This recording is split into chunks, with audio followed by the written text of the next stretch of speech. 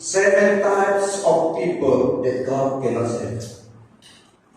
7 kategori orang yang tidak diselamatkan. Ada 7 kategori manusia yang Allah tidak selamatkan, yang Tuhan tidak selamatkan di dunia ini. 7 kategori. Tapi yang pertama kita lihat firman Tuhan memberi kita petunjuk dan kebenaran, nasihat supaya menjaga hati kita.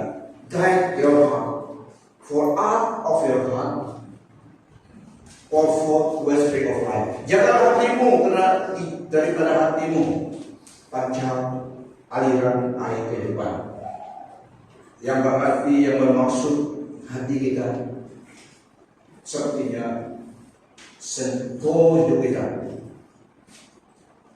Hati kita, apa yang kita lihat, apa yang kita inginkan, hati kita.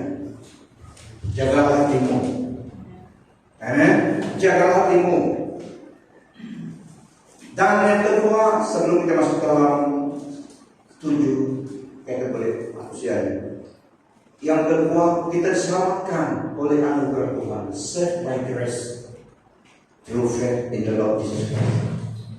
Manusia diselamatkan jiwanya karena anugerah Allah di dalam Yesus Kristus, iman kepada Tuhan Yesus Kristus. Ini yang kedua, kita perhatikan. Dan yang ketiga, untuk seseorang diselamatkan harus ada repentance. Itulah ada doctrine of repentance. Harus ada pertobatan.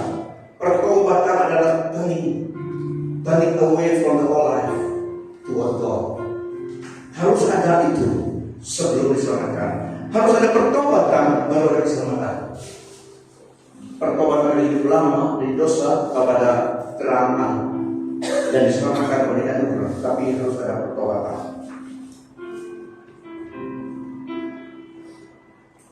But unless you repent, you shall be like those who perish. Kata Yesus. Lukas 13:1-5. Pada masa itu beberapa orang datang memberitahu Yesus tentang orang Galilea yang dibunuh oleh Pilatus semasa mereka sedang mempersembahkan korban kepada Allah. Mereka sedang mempersembahkan korban kepada Allah. Mereka beritahu kepada Tuhan tentang seorang Galilea yang dibunuh oleh Pilatus, gubernur pada masa itu. Sama-sama mereka sedang mempersembahkan korban. Masa mempersembahkan korban, masa ibadah, kita lihat di sini. Yesus berkata, adakah kamu menganggap orang Galilea itu lebih berdosa daripada semua penduduk Galilea yang lain karena mereka menderita sengsara yang sedemikian? Yesus berkata kepada mereka, adakah kamu menganggap orang Galilea itu lebih berdosa daripada semua penduduk Galilea yang lain karena menderita sengsara yang sedemikian? Aku berkata kepadamu, bukan begitu. Tetapi jika kamu tidak bertobat daripada dosamu, kamu akan binasa sedemikian juga. Bagaimanakah pula dengan 18 orang yang mati ditimpa oleh menara di Siloam? Adakah mereka lebih bersalah daripada semua orang penduduk lain di kota Yerusalem? Aku berkata kepadamu, bukan begitu. Tetapi jika kamu tidak bertobat, kamu semua akan binasa sedemikian juga. So, pertobatan menyelamatkan seseorang. 7 kategori manusia yang tidak diselamatkan, yang yang tidak diselamatkan, yang tidak dapat diselamatkan. Yang pertama, seorang yang self-righteous, seorang yang membenarkan diri sendiri, alias Farisi. Kategori yang pertama di antara 7 type of people that God cannot save. 70th person, orang Farisi. Lukas 18:9. Yesus juga menceritakan ibadat ini kepada orang yang menganggap diri mereka sebagai orang yang benar dan menghina orang lain. Ada dua, Tuhan Yesus memberi gambaran sini, ada dua orang. Seorang Farisi, ada juga baik seorang Farisi perbuatannya, dia beri kepuluhannya. Mungkin dia setiap memberi kepuluhannya daripada kalian yang lain. Ini orang Farisi, dia memberi kepuluhannya, mereka tamu. Dua mereka pergi ke rumah Tuhan. Orang Farisi berdoa, saya harus bawa pada rumah Tuhan. Saya tidak seperti dia, orang ini yang berdosa ini. Saya memberi kepuluhan, saya memberi sedekah, membuat amal dan semua lakukan. Itu memang perbuatan baik. Tapi sikap hatinya itulah yang tidak benar di depan Tuhan. Ayat 18. Aku berkata kepadamu bahwa pemungut cukai ini pulang ke rumahnya dengan diperkenankan Allah. Tetapi orang Farisi itu tidak. Sesiapa yang meninggikan diri akan direndahkan, dan sesiapa yang merendahkan diri akan ditinggikan. Orang Farisi menganggap orang yang membenarkan diri self-righteous, saya tidak perlu Tuhan. I don't care, I don't need God. Tuhan tidak menyamakan orang seperti ini. Dia menganggap diri sendiri benar berdasarkan kebaikan diri sendiri. Seperti orang Farisi, melakukan yang baik dan yang tidak baik adalah dia menganggap diri sendiri cukup benar, tidak memerlukan anugerah Tuhan. Dia hanya melakukan yang baik, itu baik. Dia memberi kepuluhannya, memberi offering, dan semuanya dia ikut amalan itu. Agama dia ikut. Itu memang baik. Itu dia katakan orang pemungut cukai ini, saya tidak berdosa seperti dia. Saya memberi kepuluhan sedekah. Dia tidak. So dia suka menghakimi orang lain. Dia memang melakukan baik, tetapi dia menganggap dirinya cukup benar, cukup baik, tidak memerlukan anugerah Tuhan. I stand before God, I stand for this person. Saya tidak perlu anugerah Tuhan. Saya tidak jahat seperti orang lain. So ini sikap Farisi. Firman Tuhan katakan, percayalah pada Tuhan yang sedalam hatimu, dan jangan bersandar kepada pengertianmu sendiri, tetapi dia bersandar kepada pengertiannya sendiri. Dialah Tuhannya sendiri. They trust in themselves that they will righteous. The point is, when you trust in yourself, you become your own God. Wow. Jika kamu percaya pada diri sendiri, kamulah Allahmu, Tuhanmu. You don't need God, therefore God cannot save you. Karena kamu tidak perlu Tuhan. Sikap hatimu. Doa yang pertama, prayer seorang pertama ini, dia fokus kepada dirinya, fokus kepada perbuatannya yang baik, boasting tentang dirinya dan menghakimi orang lain. Tapi yang orang kedua ini tadi, Tuhan beri saya belas kasihan. Dia minta belas kasihan Tuhan. Dia melihat penebusan Kristus, dia mengandalkan Tuhan untuk membenarkan dia. Pembenaran dia adalah bergantung kepada the covenant, the blood covenant yang Tuhan Yesus lakukan. So saya benar karena Engkau melakukan semua itu Tuhan. Berdasarkan diri saya tidak layak, saya tidak benar. Tetapi oleh karena anugerah-Mu, perbuatan Yesus Kristus penebusanmu, hanya itu belas kasihan-Mu saya dengarkan. Dia humble himself before God, acknowledging, menyadari bahwa anugerah Tuhan dia perlukan. Tuhan mendengar doa dia dan membenarkan dia. Karena darah Yesus menebus seseorang itu, dan perlu Tuhan. Tuhan saya tidak dapat bergantung pada diri saya sendiri. Saya bergantung kepada penebusan, the finished work of Calvary. Tuhan tidak dapat menyelamatkan orang seperti ini. Yang pertama ini, the Pharisee left the church as sinner, and the sinner left the church as sin. Pharisee pulang dari gereja, sama seperti orang berdosa, lagi masih. Orang yang berdosa ini tadi dia keluar dari hadirat Tuhan menjadi saint, orang kudus. Bagaimana kamu? So Tuhan Allah tidak menyelamatkan orang yang membenarkan dirinya, yang tidak perlu Tuhan. Oke. Yang kedua, Tuhan tidak dapat menyelamatkan orang yang tidak percaya. God can save those who will not believe, alias unbelief. Tuhan tidak dapat menyelamatkan orang yang tidak percaya kepadanya. Yohanes 12:37. Mereka tetap tidak percaya kepadanya walaupun telah banyak melihat mujizatnya. Miracles after miracle Tuhan Yesus lakukan. Healing the blind, the lame, the crippled walk, the dead rise, lepers cleansed. Mereka lihat semua mujizat itu. Orang buta melihat, orang lumpuh berjalan. Tapi mereka tetap tidak percaya. Mereka lihat macam tengok mobil saja, tengok so biasa saja. Mereka tetap tidak percaya kepada Tuhan Yesus, walaupun mereka telah banyak melihat mujizat yang dilakukan oleh Tuhan. But although He has done many signs before them, they did not believe in Him. So the Bible says, believe on the Lord Jesus Christ and you shall be saved. Percayalah kepada Tuhan Yesus. Roma 10 ayat 10. Yang hati kita percaya dengan mulut dan mengaku.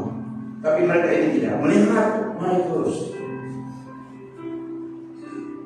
mujizat keajaiban berlaku di depan mata mereka. Tapi mereka tetap tidak percaya pada Dia. Tuhan tidak dapat menyelamatkan orang yang tidak percaya. Yang ketiga, God cannot save those who try to come to salvation another way. Tuhan tidak menyelamatkan seseorang yang mencari jalannya tidak mengikuti jalan Tuhan Yesus. Banyak orang selebriti Kristen hanya satu jalan Yesus, tapi mereka katakan there's another way. There's many ways that leads to Rome, but lead to heaven hanya satu. Mereka buat jalan sendiri. Mereka cari jalan yang lain, tidak ikut Tuhan Yesus, the way, the truth, and the life. So God cannot save those who try to come to salvation another way, because salvation is found in no one else, for there is no other name under heaven given to mankind by which we must save. Tiadalah, Kisah Rasul ayat 12, tiadalah penyelamatan melalui sesiapa yang lain, karena tiada nama lain di bawah langit ini diberikan dalam kalangan manusia yang dapat menyelamatkan kita. Hanya nama Yesus. Keselamatan hanya dalam nama Tuhan Yesus. Hanya di dalam nama Dia ada keselamatan. Tuhan tidak dapat menyelamatkan orang yang mencari jalan lain untuk keselamatan.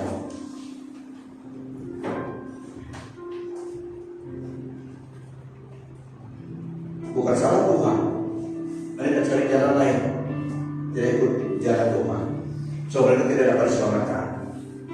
Yang keempat, God cannot save the hypocrite, munafik. Tuhan tidak dapat menyelamatkan orang munafik, hypocrite. Hypocrite ini adalah, kalau dalam bahasa kaya, takwan. Jangan nama takwan saja, takwan.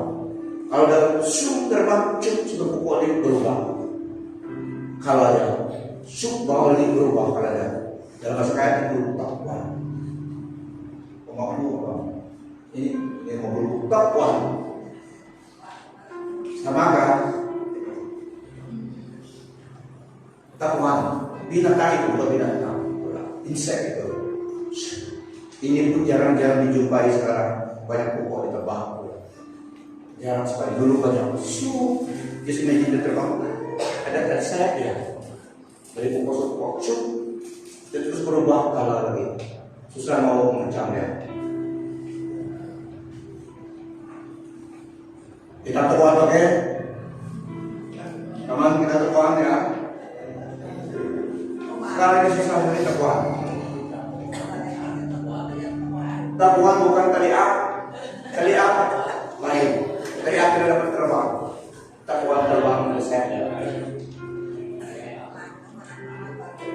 Kalau yang menoreh getah dulu selalu ikhlas dari tekuan. Biasanya mereka gering, tapi dapat changing colors. Itu gambaran orang munafik. Yesus, Engkau baik. Pada itu ketika lain, Dialah yang baik pula. Dan tidak perlu Tuhan lagi di takwaan. Tuhan tidak dapat menyelamatkan orang yang munafik. Matius 23 ayat 13. Malangnya kamu ahli Taurat dan orang Farisi. Begini baca ayatnya. Bersama. Dalam definisi mana kita? Malangnya kamu ahli Taurat dan orang Farisi. Ini nada Yesus. Kamu munafik. Kamu menutupi kerajaan surga di muka orang.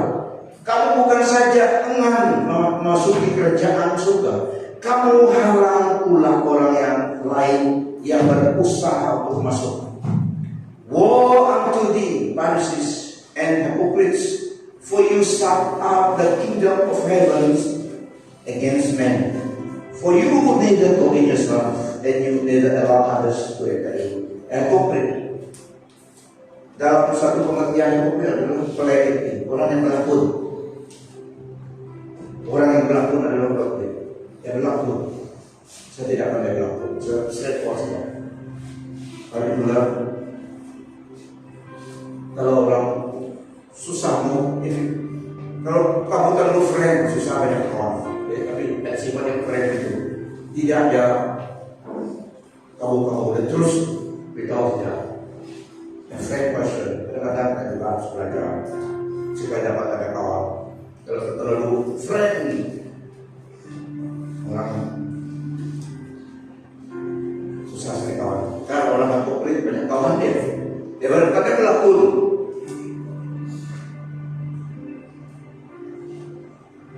Jadi translation hypocrite juga adalah playacting. You pretend to be one thing on Sunday, and you are something else Monday through Saturday. Malangnya kamu ahli Taurat dan orang Farisi, kamu munafik. Kamu menutupi kerajaan surga di muka orang. Kamu bukan saja tidak mau masuk kerajaan surga, kamu halang pula orang lain yang berusaha untuk masuk. So Tuhan tidak menyamankan hypocrite, jangan munafik. Karena mereka sebenarnya tidak percaya Tuhan, tidak mau keselamatan. Bukan Tuhan tidak dapat, tapi tidak dapat. Bukan Tuhan tidak mau, tapi tidak dapat menyelamatkan orang seperti ini. So ini kategori yang keempat. Tuhan tidak menyelamatkan mereka seperti ini.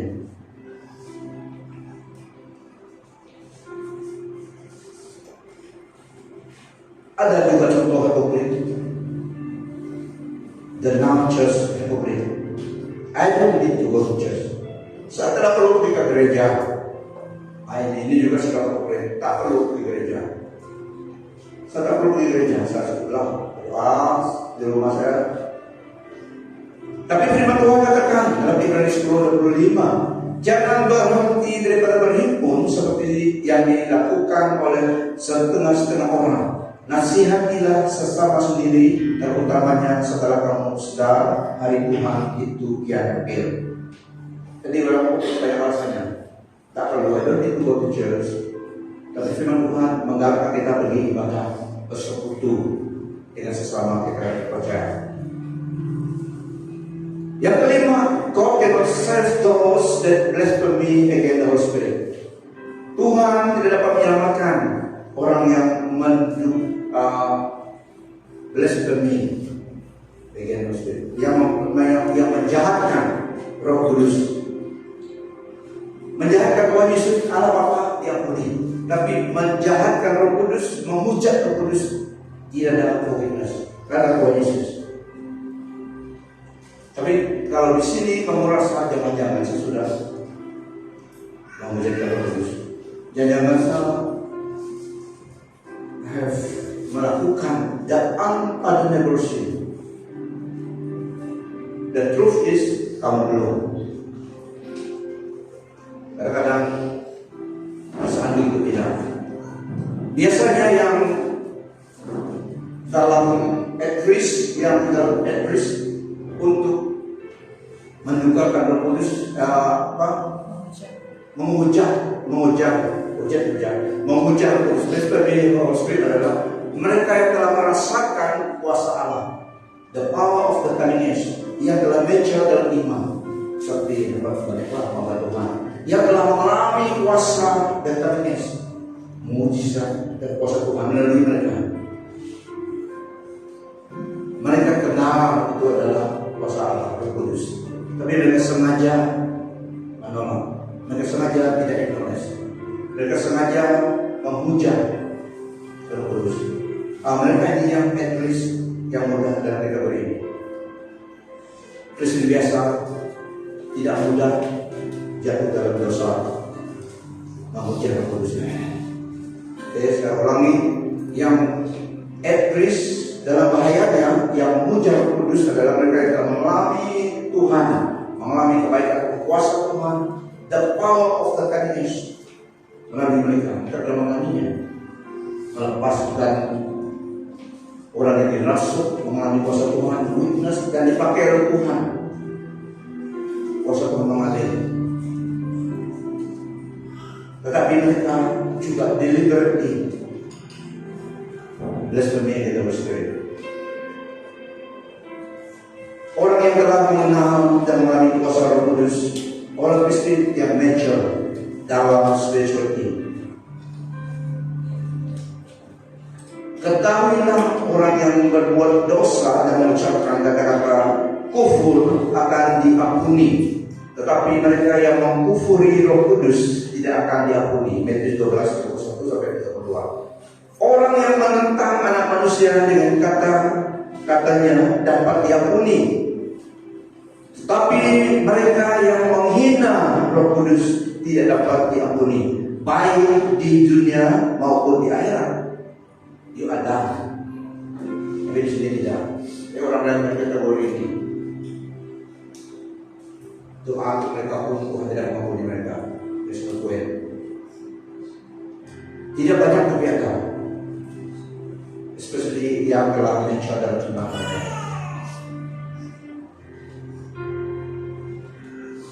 Yang Ibrani 6 ayat 4-6, it is impossible for those who have once been enlightened, who have tasted the heavenly gift, who have sat in the Holy Spirit, who have tasted the goodness of the Word of God and the powers of the coming age, and who have fallen away, to be brought back to repentance. Yang pertama tadi mereka mengucap Roh Kudus, blasphemy Roh Kudus. Yang kedua ini adalah satu gambaran mereka ingin mengenal Tuhan. Mereka mature dalam iman Kristen in the things of God. Tapi kalau mereka jatuh, kata firman Tuhan, susah mau mereka balik. Bukan Tuhan tidak dapat menyelamatkan mereka, tapi hati mereka telah keras. Susah mereka membuat. Ini dalam Ibrani ini. Mereka tidak mau bertobat lagi, susah terhadapi dengan delivery mau bertobat. Yang teks yang kita baca tadi, pertobatan harus ada. Tapi mereka ini susah bertobat. Mereka telah mature dalam the things of God. Tapi kalau mereka jatuh dan di overcome oleh dosa itu, susah mereka bertobat. Itulah kadang-kadang kan konseling orang ataupun menginjili orang yang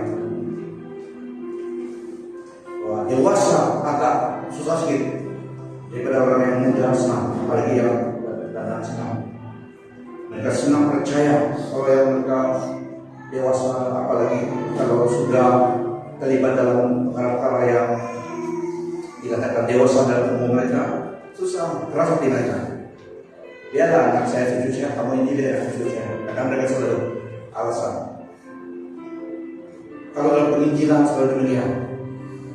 Pergilah, kami telah ada, kami sudah besar, sudah dewasa nih, sudah tua nih, tak perlu lagi. Tapi sebenarnya mereka yang sangat perlu karena sudah dekat untuk jalan. Tapi itu alasan mereka, kami sudah ada, kami sudah tahu, kami sudah banyak pelajaran. Pergilah kepada anak muda, cucu, anak kami. Kita katakan kepada mereka, kamu yang cepatnya perlu cepat bertobat, karena masalah tidak lama lagi. Kalau berani bercepat demikian, kalau tidak, kadang-kadang kalau untuk pimpinan harus kita teruslah, kalau tidak biarkan. Tapi ini alasan mereka, kalau dalam medan penginjilan, mungkin kata mereka sudah dewasa, lebih sudah berumur. Sebenarnya mereka yang harus cepat ambil kesempatan itu. Kalau tidak tumbuh padam, naiknya perlu pakai kesempatan. Tapi itu alasan manusia. Semua kita perlu kesempatan itu. Jadi lebih lagi mereka yang telah dewasa dan iman mereka, seperti dalam firman Tuhan tadi, tapi murtad dan bukan dari menyelamatkan mereka jika mereka bertobat, tapi mereka susah bertobat lagi. Itu maksudnya. So Tuhan tidak dapat menyelamatkan kategori orang yang menukarkan Roh Kudus karena mereka telah mencela dan iman mereka mengetahui iblis tidak pengampunan dari iblis, tidak ada mau bertobat, dia kenal Tuhan, dia kenal dia dari Tuhan. Sifat orang yang tidak juga Tuhan tidak bersamakan. Yang pertama tadi mereka blasphemy against the Holy Spirit, sengaja. Yang kedua ini tadi susah mereka yang mengenal Tuhan, yang berdalam dalam detik sokot dalam perkara Tuhan, mengenal Tuhan, berjalan dengan Tuhan, pengalaman dengan Tuhan. Kalau mereka jatuh, mereka susah bertobat.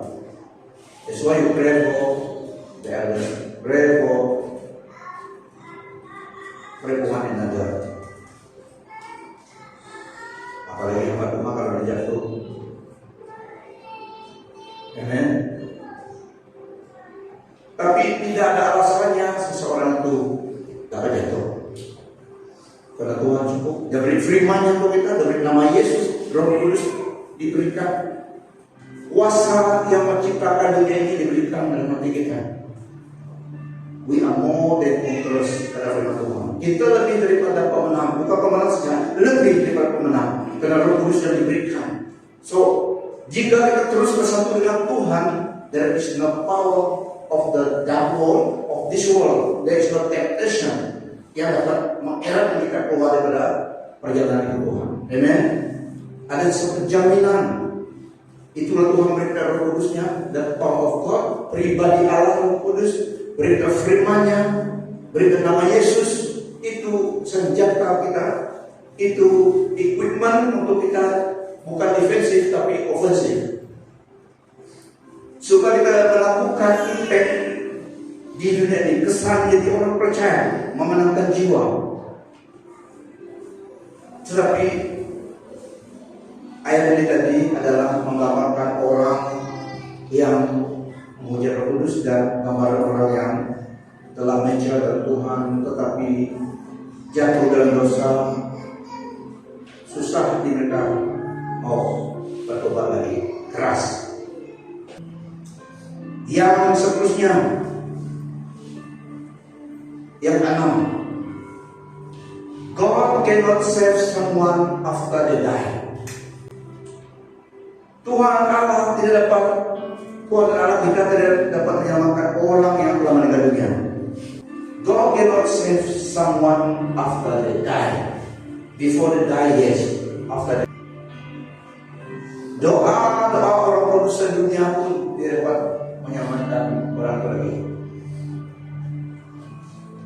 The eternal destiny is made on this side of the Jordan River. not on the other side. Eternal destiny is meant on this side. Dalam masa ini, on this side of the Jordan River, not across the Jordan River. On this side, there is no purgatory. Ini perkataan teologi. There is no purgatory. Purgatory maksudnya ada ajaran yang mengatakan ada purgatory, tempat persinggahan, bus stop untuk orang mati. Dia belum cukup kudus untuk ke surga, rohnya meninggal, dia rohnya stop satu station lagi, purgatory. Ini nama ajaran. Tetapi it's just a man-made financial gain. Tidak ada tempat persinggahan lagi. Tapi di sekitar kita, di dunia kita banyak yang percaya. Sehingga ada wayang cerita mereka singgah di bukit ini sampai satu tempat lagi, satu dunia lagi, supaya membersihkan orang yang hidup, membagi duit, membayar utang mereka, membayar harga kekudusan keselamatan jiwa mereka, supaya kalau cukup nanti mereka tempat fiksu. Mana ada demikian? Bukan pakai kucing, terlebih kucing, stop si bukit dulu, tidak. Tapi ada ajaran demikian. That's why penting sekali kita mengenal kebenaran firman Tuhan. Beribu-ribu orang percaya. Kalau ada, bagus. Tapi tidak ada. The bad news is tidak ada. That is just a financial arrangement that has nothing to do with salvation. Kalau seseorang itu meninggal, tidak berdoa dia lagi. Ajaran demikian tidak pakai karena tidak ada dalam Alkitab. Sebelum jalan on this side of the Jordan, di sinilah kita menentukan destiny kekal kita kelak. Not after on the other side. Tapi ada yang berkata demikian. God cannot save someone after they die. Before the last breath, sebelum nafas yang terakhir, kau sempat menerima Yesus, pasti selamat. Pencuri penjahat yang disalib bersama dengan Yesus, Tuhan Yesus katakan testify, today I hear the truth, today you will be with me in paradise. So dia selamat. Yang mengucapkan kepada dia jaminan adalah Tuhan Yesus, penebus dosa kita, juru selamat itu.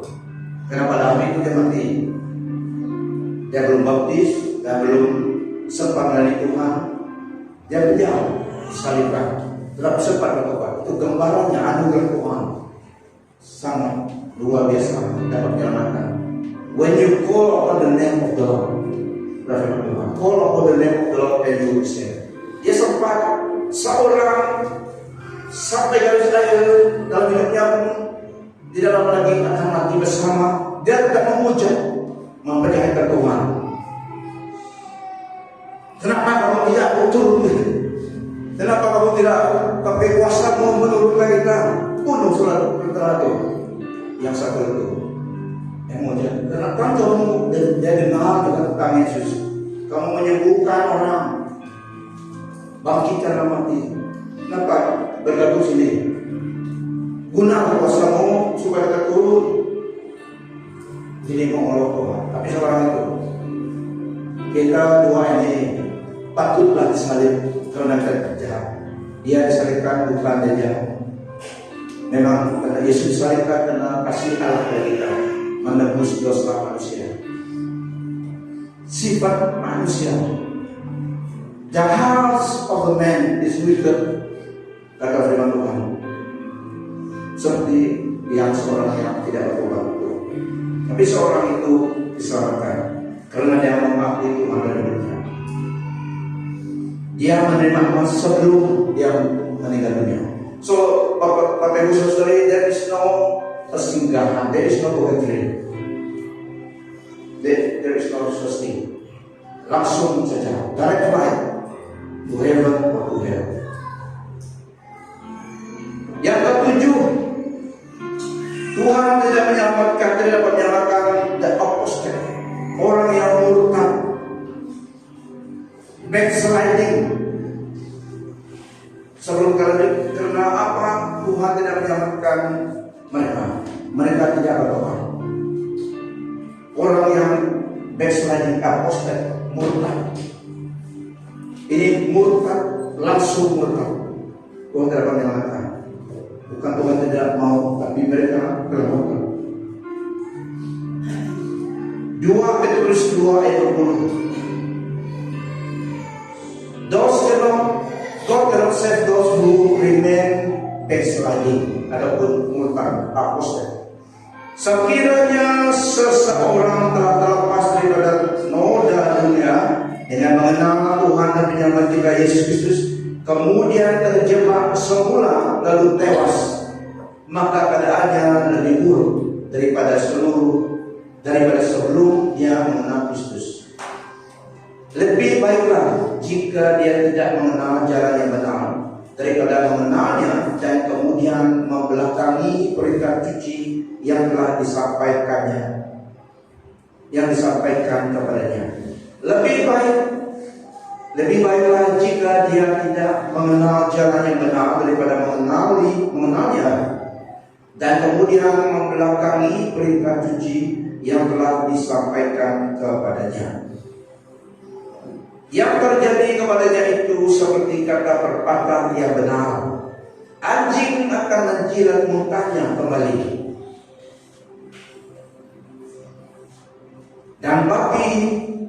dan babi yang dimandikan akan berkubang semula di lumpur. Nah, Tuhan tidak menyelamatkan orang yang backsliding dan remain backsliding.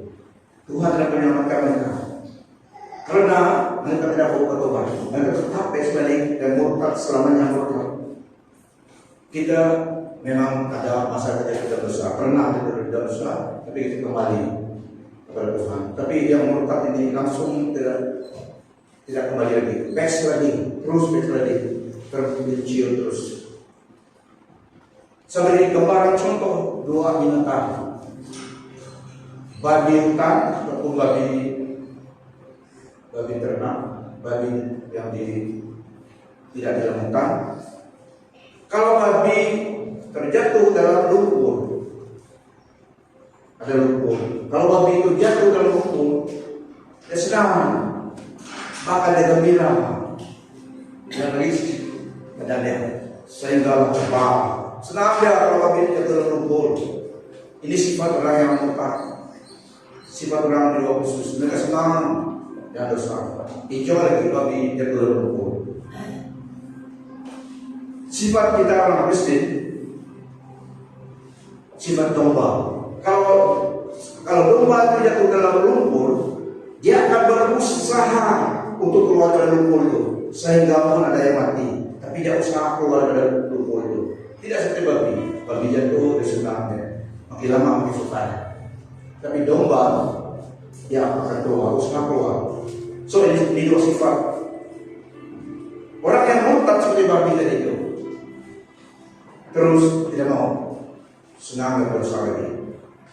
Bukan Tuhan tidak dapat menyelamatkan mereka, tapi mereka tidak mau bertobat. So itu sifat yang murtad ini. Domba adalah sifat orang Kristen, memang tidak sempurna. Terkadang memang ada gelicir jatuh dan dosa, tapi mereka kembali kepada Tuhan lagi. 1 Yohanes 1:9 berkata, confess your sin unto God and He will forgive your sin. Karena belum ada yang sempurna 100% diri orang Kristen. Itulah kita perlu anugerah Tuhan dapat berdoa setiap hari. Tapi ini sifat kita, sifat domba. Darah Tuhan Yesus Kristus dan anugerah Tuhan berkuasa dan maha kuasa, dan anugerah Tuhan luas, lebar, dalam dan tinggi dari segala kejahatan dan segala dosa manusia. Saya ulangi, untuk setelah melihat 7 jenis kategori ini yang Tuhan dapat menyelamatkan, bukan Tuhan tidak dapat, bukan Tuhan tidak mau. Saya ulangi, bukan Tuhan tidak mau menyelamatkan manusia, tapi Tuhan tidak dapat menyelamatkan 7 kategori manusia yang di dalam 7 kategori ini. Karena darah Tuhan Yesus Kristus dan anugerah Tuhan berkuasa dan maha kuasa, dan anugerah Tuhan luas, lebar, dalam, lebih tinggi dari segala kejahatan, dari segala dosa manusia. The love of God, Dia cari Kristus, begitu besar kasih Allah pada dunia ini. Yesus datang untuk kita. Pertobatan dan kembali dan tinggal di dalam Tuhan, itulah yang harus seseorang lakukan. Harus ada pertobatan dari kembali kepada Tuhan dan tinggal dalam Tuhan. Inilah yang harus seharusnya mereka lakukan. Kecuali yang sudah memiliki harus diberi, karena itu bisa jaga dan mereka memang tidak bertobat. So, pertobatan dan kembali dan tinggal dalam Tuhan, itulah yang harus seseorang lakukan. So, pada pagi hari ini message kita adalah repentance seperti ini. The grace of God, kuasa Tuhan, anugerah Tuhan cukup bagi kita. Segala manusia yang berdosa, pada datang ke Tuhan dicucikan. Anugerah Tuhan mengampuni seseorang itu. Karena kita semua manusia berdosa pada asalnya, tapi oleh karena dalam Yesus kita dibenarkan. So, anugerah Tuhan, kuasa dari Yesus berkuasa, maha kuasa menebus kita. Pertobatan dan kembali dan tinggal di dalam Tuhan, itulah yang harus kita lakukan. Repent and get back, get right with God. Tinggallah di dalam kasih anugerah Tuhan. Tinggallah di dalam kehendaknya. Tinggallah di dalam persekutuan dengan Tuhan dan sesama saudara yang seiman. Tinggallah di dalam Kristus. Tinggallah di dalam firman-Nya. Eratkan dan genggamlah senantiasa janji dan firman Tuhan, biar menjadi sebahagian kehidupanmu, kehidupan kita selama-lamanya. Amen. Mari kita berdiri.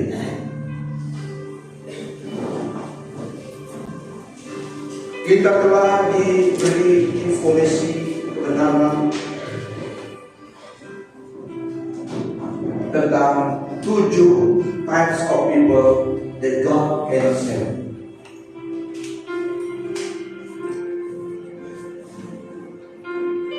Pada masa itu beberapa orang datang memberitahu Yesus tentang orang Galilea yang dibunuh oleh Pilatus semasa mereka sedang mempersembahkan korban kepada Allah.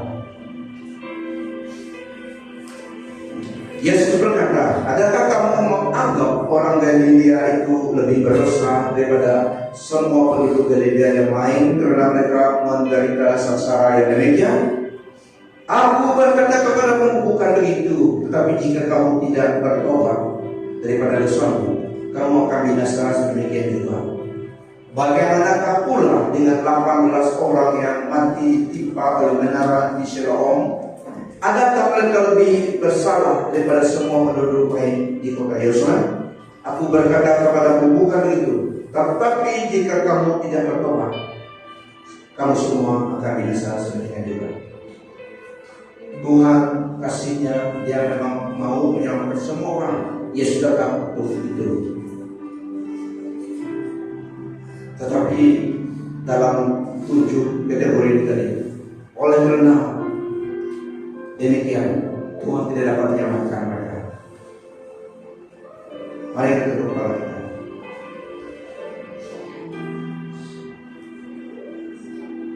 Karena begitu besar kasih Allah akan dunia ini, Dia memberikan anaknya yang tunggal Yesus, supaya setiap orang yang percaya padanya tidak binasa, melainkan beroleh hidup kekal. Dan Yesus datang bukanlah hakimi, tetapi menyelamatkan, menjadi penebus dosa di juru selamat. Nah, saudara-saudari, begitu besar kasih Allah kepada kita. Tidak ada alasannya kita mau tinggal di luar kehendak orang dari kita. Biar kita senantiasa menjaga hati kita, persekutuan kita dengan Tuhan. Kita diselamatkan oleh anugerah Tuhan. Jaga hubungan kita dengan Tuhan. Tinggal dalam Yesus, tinggal dalam kasih-Nya, kebenarannya, kehendaknya. tinggal dalam Tuhan.